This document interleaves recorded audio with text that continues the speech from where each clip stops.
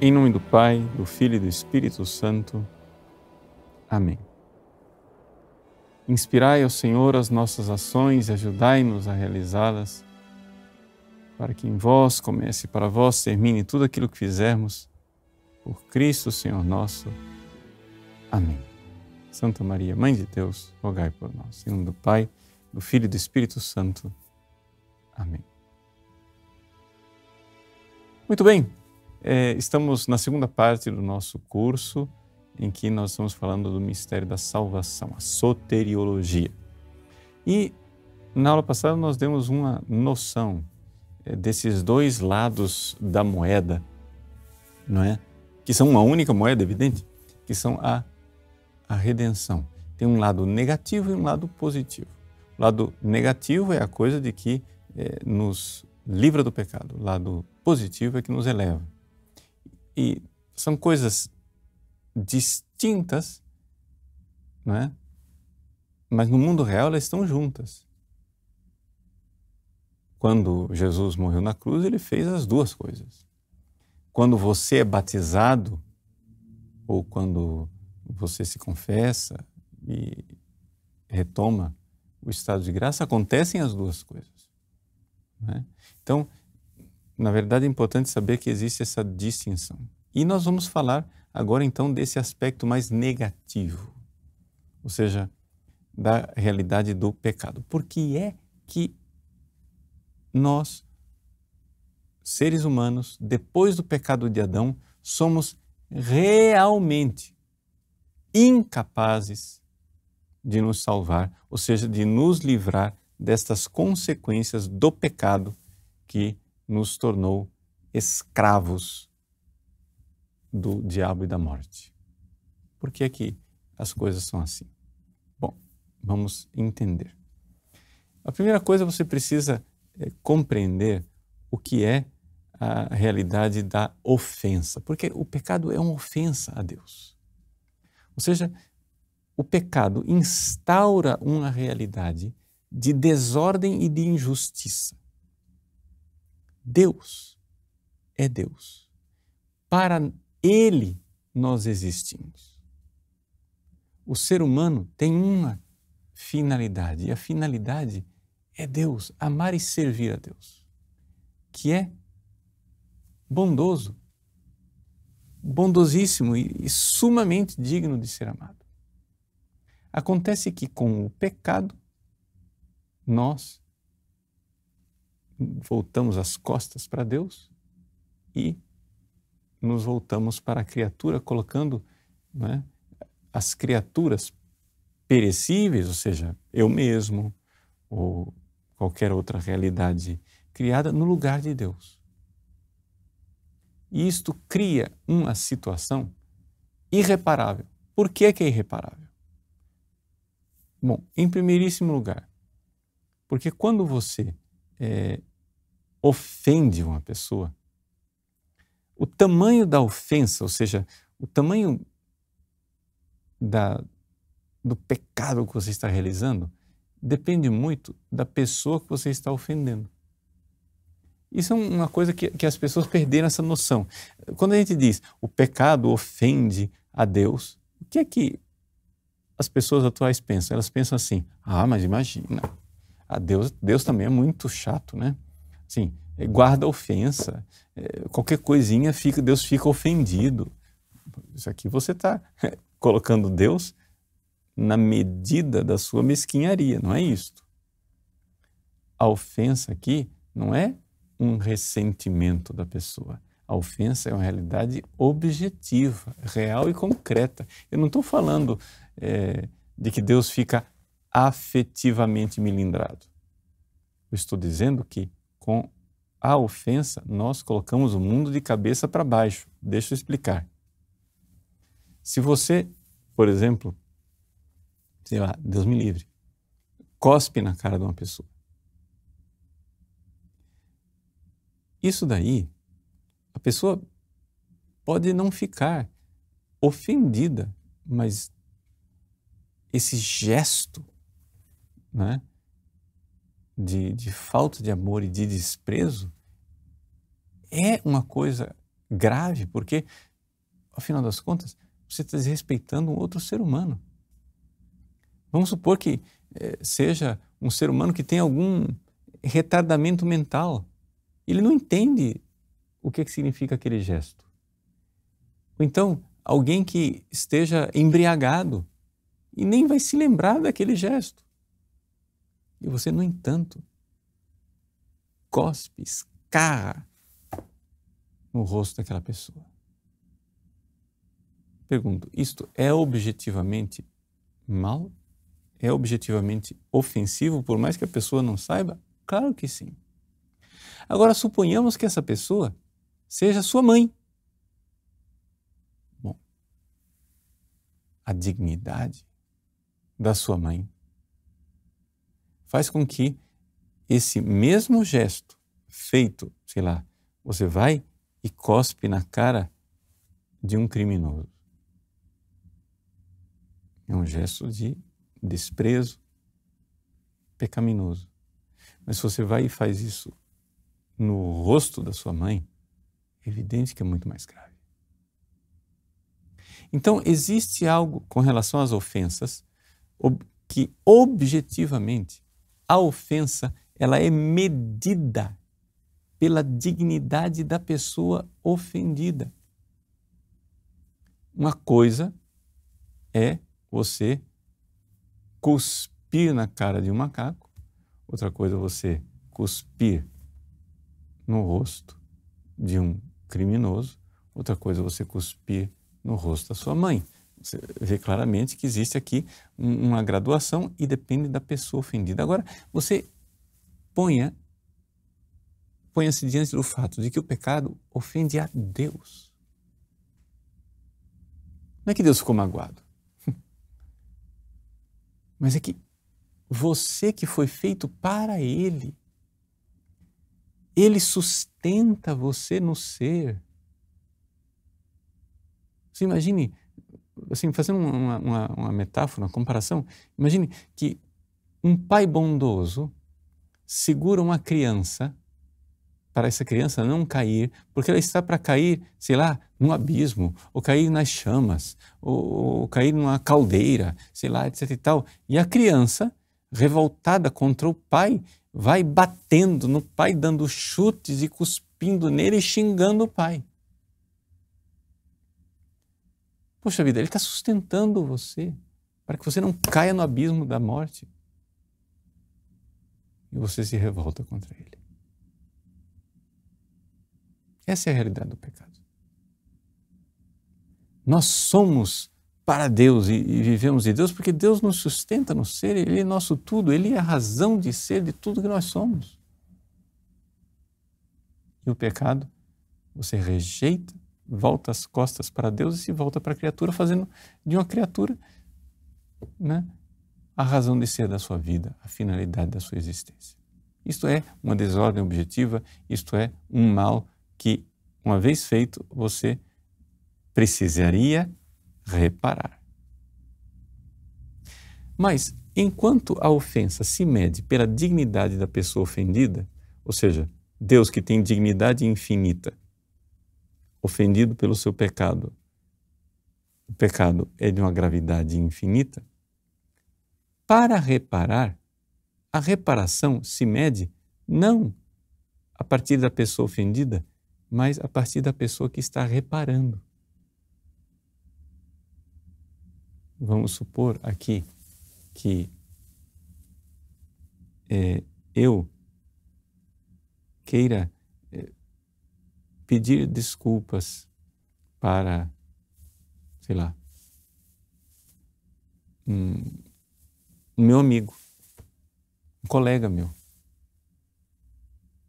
E o colega já diz, não quero saber de você. Mas eu vou e falo com a mãe dele. E esse colega é tão ligado com a mãe, tão respeitoso, um filho tão piedoso, tão filial, tão bondoso com a mãe dele. E eu falo com a mãe dele e digo, minha senhora, eu não mereço o perdão do seu filho, mas fala para ele. Fala para ele, assim, perdoar. E ela então, né, num gesto de reconciliação, vai lá, dá um presente para o filho, diz, olha, come esse chocolate aqui, você gostou dele? Olha, sabe, quem me ajudou a comprar esse chocolate foi fulano, seu amigo, perdoa ele é tão bom, ele gosta de você. Veja, a pessoa que está fazendo a reparação, o sujeito pode até nem querer perdoar porque eu sou eu, mas porque a mãe é a mãe, então ali pode acontecer a reparação. Então veja, na escala da ofensa, a ofensa é mais grave conforme a dignidade do ofendido. A reparação vale pela dignidade do reparador. Então aqui nós criamos uma situação totalmente sem saída. O ser humano pecou, a ofensa é infinita, mas nós não temos dignidade infinita. Então nós não podemos reparar. Como resolver e como sair dessa? Aqui é que vem a coisa. Preste atenção no que eu vou dizer agora. Deus poderia, por um simples ato de vontade, perdoar tudo por infinita misericórdia e dizer, pronto, está tudo perdoado, não precisa reparar nada. Deus poderia. Tá? É importante não colocar limites na misericórdia de Deus. É verdade. Deus, num simples ato de vontade, olhando para os pecados da humanidade inteira, todos os crimes e desgraças cometidas pela humanidade, Deus poderia, num simples ato de vontade, dizer, está tudo perdoado. Ele tem esse poder. Mas, aqui é que vem a coisa. Deus, sabedoria infinita. Aqui é que está, gente, a coisa linda. Um abismo de sabedoria. Deus quis manifestar esta infinita misericórdia de perdoar tudo, mas ao mesmo tempo manifestando sua infinita justiça. E então Deus quis reparar a coisa num ato em que Deus capacitou a humanidade de reparar, de poder reparar. Como? Pela encarnação de uma pessoa da Trindade.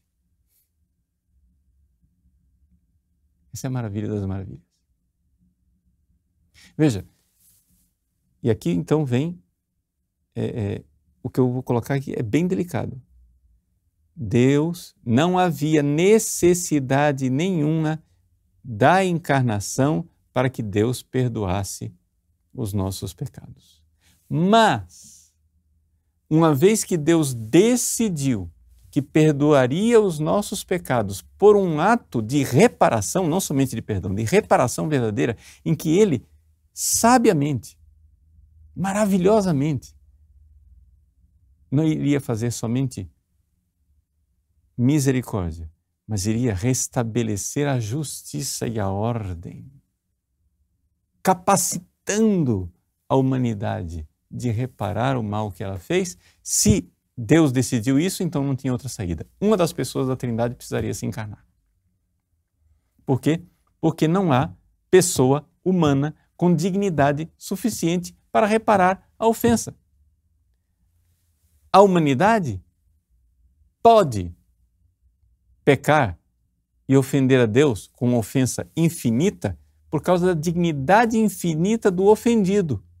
Mas a humanidade não pode reparar porque a humanidade não tem dignidade infinita.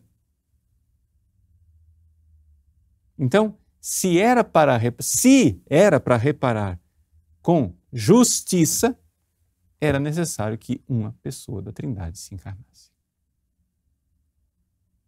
Então, vejam que é uma condição, digamos assim, não absoluta, mas é uma condição a partir do decreto divino. Então, aqui, eu não quero entrar em controvérsias. Existe um santo doutor da igreja, Santo Anselmo de Cantuária, que escreveu uma obra chamada Cur Deus Homo, porque Deus se tornou homem. E nesta obra, pelo menos na forma como muitas pessoas interpretam o pensamento de Santo Anselmo, há controvérsias, parece que Santo Anselmo diz que não tem outro jeito. Deus, para salvar o homem, Deus tinha que se encarnar, que esse era o único caminho. Se é isto que Santo Anselmo diz, se aqui há controvérsias, me desculpe, Santo Anselmo está errado. É mais claro o que diz Santo Tomás de Aquino. Santo Tomás de Aquino diz, é verdade, Deus precisava realmente se encarnar, uma vez que Deus decidiu que iria perdoar por reparação. Mas Deus podia perdoar sem fazer reparação nenhuma. Só que Deus, sabiamente, quis fazer as duas coisas. Quis fazer misericórdia e quis fazer justiça. E como que se deu essa coisa da misericórdia e da justiça ao mesmo tempo? Aqui, outro ponto delicado que você precisa prestar atenção. Deus fez justiça no sentido que Jesus, Deus feito homem, na cruz, fez justiça. Ou seja, a obra de Jesus na cruz, Jesus deu a Deus um amor, um ato de adoração, de ação de graças, de intercessão e de reparação, ou seja, de amor reparador, que restabeleceu a ordem. Portanto, Jesus fez justiça na cruz porque ele deu a Deus o amor que Deus merecia. Tá? Então, a justiça, ela é realizada por um ato divino de redenção em que uma pessoa divina que se fez homem dá a Deus, a partir de sua alma humana, de seu coração humano, uma alma humana dá a Deus um amor digno de Deus, com a grande dignidade de aquela alma humana ser a alma da segunda pessoa da Santíssima Trindade, que é assumida pela segunda pessoa da Santíssima Trindade. Portanto, aquele ato de amor, né, da alma humana de Cristo, da alma sacerdotal de Cristo, no Calvário, reparou infinitamente qualquer ofensa que nós tenhamos ofendido no passado, estejamos ofendendo no momento ou ofenderemos no futuro.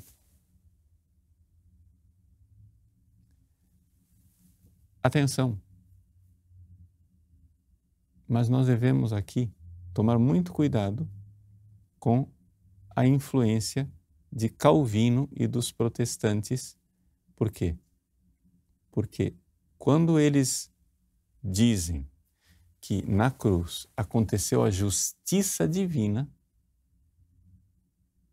o que Calvino diz, e a tradição católica nunca disse, é que a justiça na cruz aconteceu por um ato de vingança de Deus Pai que puniu Jesus, objeto da ira divina. A justiça que acontece na cruz não é a justiça onde um Pai, Deus Pai, sedento de sangue, querendo vingança e dizendo assim, alguém vai ter que pagar essa conta aqui. Pega o filho inocente e então descarrega sobre ele toda a sua fúria. Gente, isto, só por descrever isso daqui, você já compreende perfeitamente que isso é a suma injustiça, não é a justiça. Como é que você pega um inocente e pune? Não. Não é que Deus puniu o inocente. Ao contrário, o inocente tomou sobre si nossas misérias, nossos castigos, livremente, gratuitamente, amorosamente, e deu a Deus o amor que ele merecia.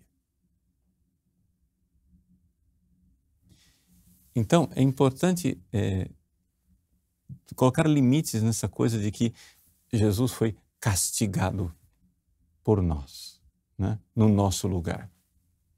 Não é uma boa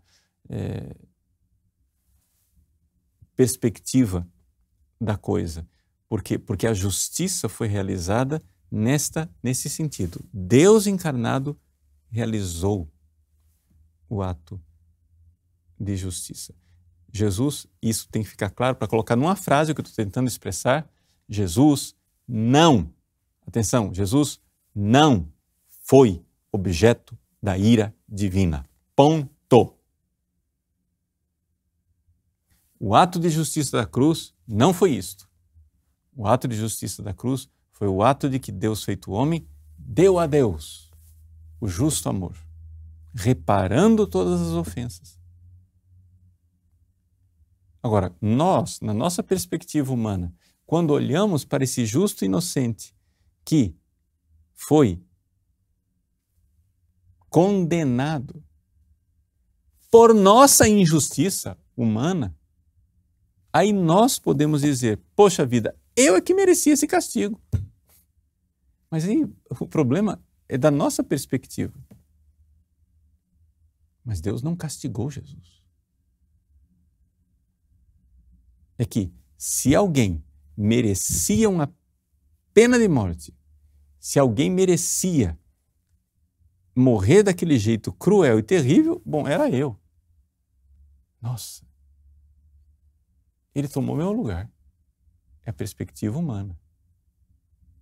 Mas Deus não fez isso. Deus não castigou o inocente. Quem castigou o inocente foi Pilatos, Herodes, Caifás, Anás. Esses é que castigaram o inocente. Deus não castigou o inocente.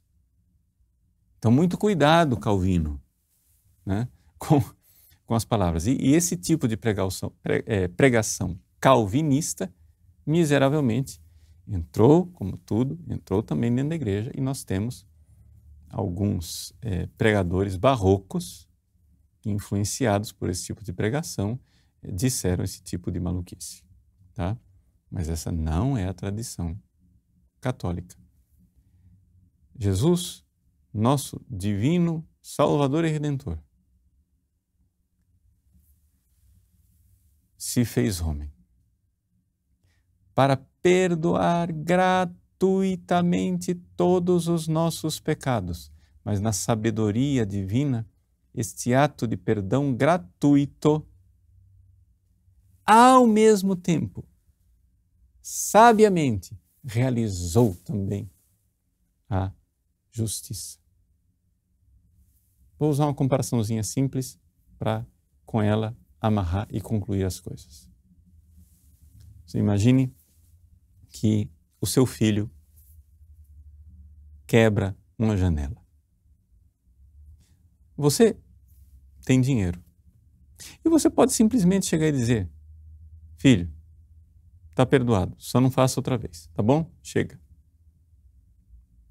Mas acontece que você, ao fazer isso, de alguma forma, esse perdão assim, sem nenhuma consequência, é meio que humilhante para a criança. Você, como pai bondoso e cheio de sabedoria, diz, meu filho, você quebrou a janela. Está perdoado.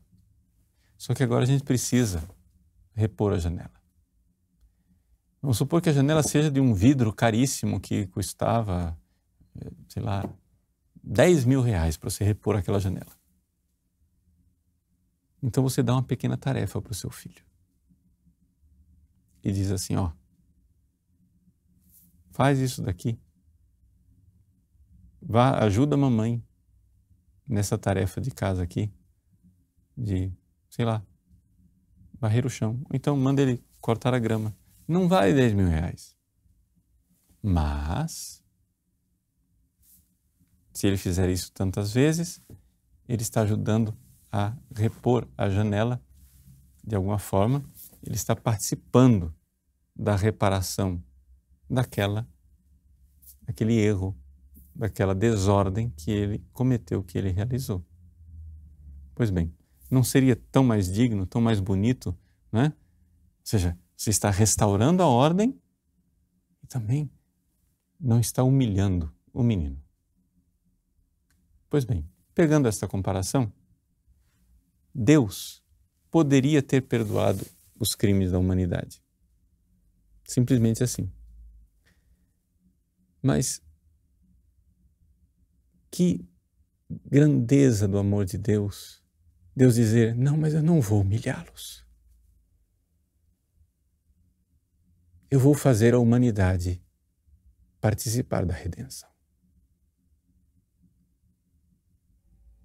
E Deus se fez homem para que uma alma humana pudesse não somente fazer um gesto simbólico do cortar a grama, como uma criança, não, reparar de pleno direito, abundantemente, superabundantemente, todas as ofensas, restabelecendo a ordem e dando a Deus o amor que Deus merece receber. Deus abençoe você. Em nome do Pai, e do Filho, e do Espírito Santo.